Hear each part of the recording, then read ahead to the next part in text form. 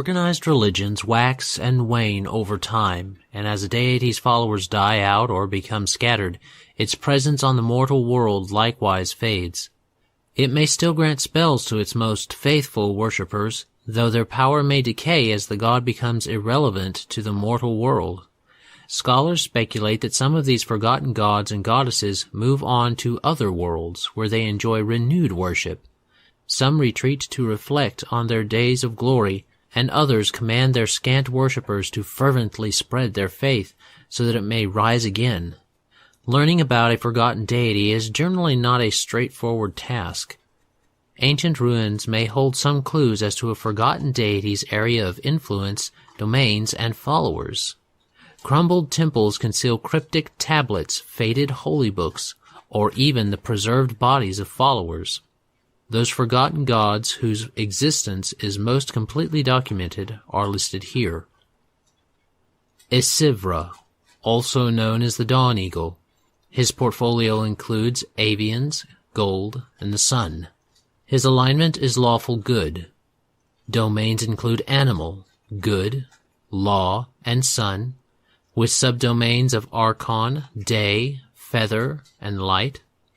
His favored weapon is the morning star. His holy symbol is an eagle head in profile. His sacred animal is the golden eagle, and his sacred colors are blue and gold.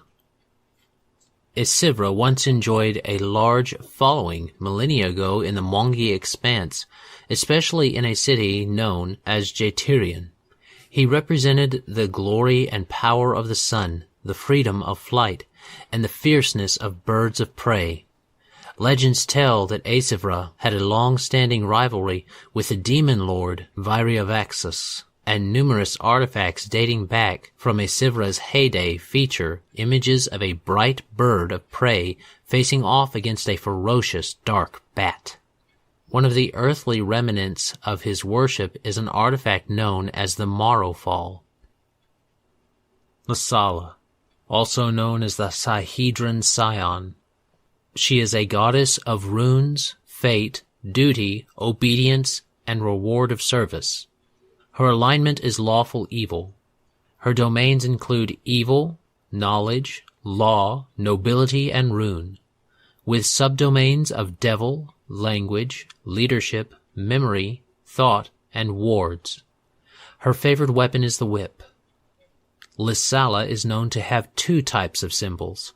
Her main symbol is a variant sahidran rune. Her second type was a whip twisted into the keyed rune of the particular rune magic practitioner using it. Her sacred animal was the snake, and her sacred colors gold and green. Lasalla was once a major religious force. She experienced the height of her power in ancient Thassalon, where her followers were known for harming themselves in her name. Some of her temples still stand, though collapsed and filled with rubble. She was depicted either as a stern woman with no mouth, or as a creature with a snake's lower half, a human female's upper half, 6 wings, and a sahidran head. Lasalla was introduced to Thassalon more than 11,000 years ago by the first king Zin, who may have brought her from his homeland, the semi-mythical realm of Aslant. She taught the philosophy of the 6 virtues of rule, guidelines which promised rewards for both rulers and their subjects if her teachings were strictly followed. These were eventually perverted into the 7 mortal sins by the rune lords. She also outlined the workings of fate to her followers. Lasalla also seems to have been, if not the source, then one of the major teachers of the art of rune magic, through which the rulers of Thassalon erected their mighty works and controlled the populace. Her worship continued past the death of Zin, as Kroon, the rune lord of sloth, was her chief priest. During the reign of the rune lords, her religion became more slavish and violent, emphasizing flagellation and mortification of the flesh. Only the ruins of the great temple Lasalla and the smaller temples in fabled Zen Shalast remain to indicate the awesome power she once wielded over the hearts and minds of ancient Thessalonians.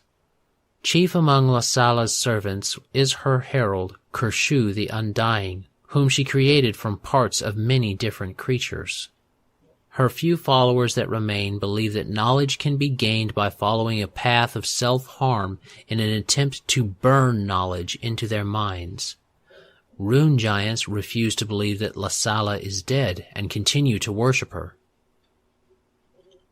The oino daemon, also known as the Bound Prince, the first daemon, the fifth horseman, and the Lord of the Forsaken. His portfolio is unknown. His alignment is thought to be neutral evil. No one knows his domains, subdomains, favored weapon, symbol, sacred animal, or colors. In the heart of Abaddon, a place that other archdaemons visit ritualistically for unknown but surely sinister reasons, there is said to exist a singular demonic entity whose power potentially exceeds that of even the four horsemen combined.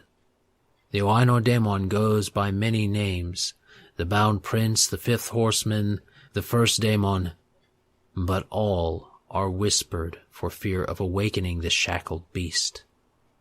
It is said only the four horsemen know of the oino daemon's location, or whether the dread god thing still exists. Rumors tell that he may take his death slumber near the ruined spire in Abaddon. Sun and Moon. Only the name of this particular deity is known. The Cyclops of the ancient civilization of Golgon once worshipped the sun as their father patron, giver of warmth and life, and the moon as their mother patron, a figure of fertility and community.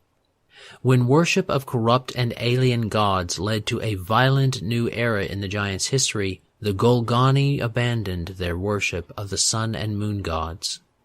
Some Golgan ruins still contain religious iconography referring to the sun and moon, but most of these images have been violently defaced and replaced with inscriptions dedicated to the newer, dark gods of the fallen civilization. Yadursius, also known as the Headless King, Lord of the Coiling Poison, the Father of Serpents, the Primal Coil, the Sundered God, the Slumbering Speaker below, and the Severed God. His portfolio includes serpent folk, immortality, and poison. His alignment is chaotic evil. His domains include chaos, evil, nobility, scaly kind, and war, with subdomains of demon, leadership, martyr, saurian, and tactics. His favored weapon is the dagger. His holy symbol is a snake skull and Ouroboros. His sacred animal is the snake, and his sacred colors are green and red. Yadursius, the Headless King, is an ancient god once worshipped by the equally old serpent folk. When the serpent folk were all but destroyed in a war against the Aslanti, Yadursius went into hiding in the Darklands. A mighty hero decapitated Yadursius, but both halves of his body live on, desperate, some say, to be reunited and born anew.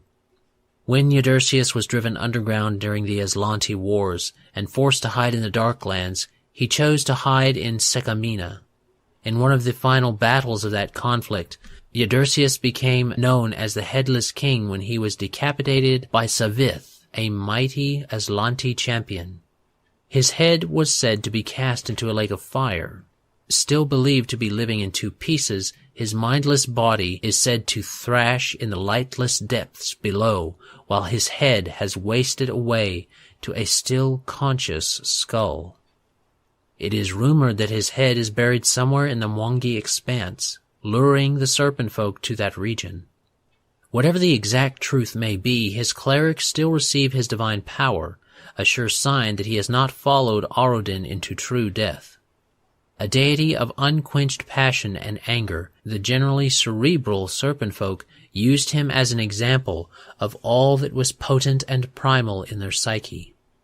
According to the ancient legends of the Mwangi Expanse, the Zenge folk hero, old mage Yatambi, learned secrets from the severed head of Yadursius before sewing its lips shut. The skull of Yadursius is still considered a powerful artifact. Yadursius is associated with Sindrixus, a pocket plane in the maelstrom. This plane has no longer been accessible to his servants following his defeat. Since his fall, no gods have had relationships with Yadursius. Prior to his fall, the pantheon of Aslanti stood together against the Father of Serpents, led by Abadar, Desna, and Shaylin. It is extremely likely that these three gods would re-engage their battle against a resurgent Yadursius. Another enemy of Yadursius was the demon lord Abraxas, whose pantheon includes snakes, initiating a clash of power over the serpent folk population dear to Yadursius. Even today, some serpent folk still worship Abraxas, and such heresy is not tolerated by the cult of Yadursius. Yadursius is famous for his threefold poison: fang venom, toxic blood, and a cloud of poison exuded from his body. Yadursius's avatar appears as a huge snake-headed humanoid with massively long tail. All of the god's servants tend to be Orphidian in some nature. Yadursius's herald is known as the Emperor of Scales. Three other servants are commonly known within the cult: Ajal Tash, a fiendish coatl, Jaita Yata, a spirit naga, and Lixarilthra, a Morilith demon. Yadursius is mainly served by his still active mortal kin, the serpent folk, and an organization devoted to bringing his triumphant return, known as the Coils of Yadursius. Many of the unholy texts of Yadursius were lost as the serpent folk empire fell, including the Alboros Analects. Today, only the Sekamina destinies are used by the cult. Once, many holidays were celebrated by the faith of Yadursius, but today only one date has much significance: the Day of the Sundering, on the 29th of Rova. The Lost Faiths of Sarcorus. Before Auradin's death and the destructive appearance of the Worldwound, Sarcorus stood as a proud nation in the north. Native Sarcorans worshipped many different gods. Some of them were powerful major deities still known today, while others were local demigods, heroic figures, or outright myths. Most of the gods of the Sarcorans have been forgotten, but a few names still survive. Algenweiss, the daughter of Kochchetski, the stag mother of the Forest of Stones, and the dawn-feathered children of Strovanine, the dragon eagle. Hello everyone. I hope you enjoyed these. Looking at the forgotten deities can often give us a lot of history and lore that's interesting, and maybe you want to throw in the resurgence of some old cults in your games. This lets you do that. For those of you following in the Inner Sea Gods Guide, you'll notice that dead deities are supposed to be next in our book. We're actually not going to go to them first because within them is Orosny and Auradin. I want to cover these two in their own video, mainly because Orosny is still technically alive in a sense, but we'll get to that next time, and Auradin has had such an impact on the Inner Sea region that it wouldn't do him justice to lump him in with a lot of other deities. You can look forward to both of them being covered next time. Until then, let us know in the comments below if you've ever used any of these forgotten gods in your campaigns. If you're wanting to ask me a question specifically, be sure to tag me in your comment by putting +the in. Feel free to like, comment, share, and subscribe. And as always, have a great day. God bless, and enjoy. This content was made possible by travelers and viewers like you. Thank you.